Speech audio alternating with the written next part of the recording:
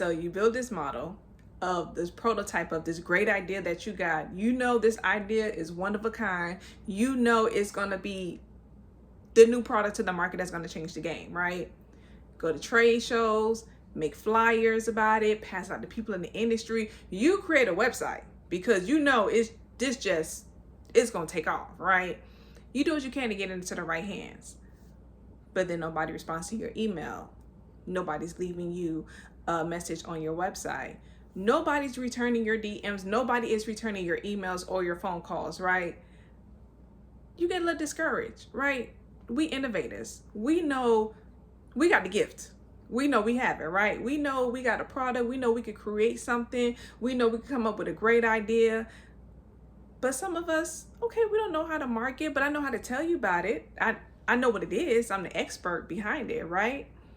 But nothing happens. You do this over months. You do this over weeks, right? You know why? Because we are innovators. We don't give up that easily because we know that we got an answer to a solution, right? But nothing happens. You can't get 5 minutes of nobody's time that's going to pay attention to it, right? Naturally, you get discouraged. Naturally, you get frustrated. And unfortunately, for some of us, naturally, we quit. Well, let me tell you, one of the things that I realized when things don't go your way, when you want it to go your way, I always go back to 3 things: people, location, and timing. Not saying it's never going to happen. Not saying you're never going to see a product on the shelf or you're never going to see your product online, but sometimes it's just not the right timing for it. It's okay. The timing is going to come. Sometimes you got the wrong people around you and it ain't going to happen. You know, there are some things that's dream killers. There are some things, there are a such thing as they may not be for you.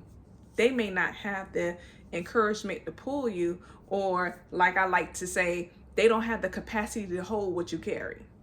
So how they gonna promote you? How they gonna help you? Sometimes it's just that. Sometimes we ain't gotta look too far. Sometimes it be the person that's right here. You know, some things we just have to evaluate, and some things are not going to take off until the wrong people leave. Because what you got ain't meant for them to enjoy. Story for another day. And then also, there's place. You may just be in the wrong, not place physically, your address, your neighborhood where you live at. You may just be in the wrong place mentally.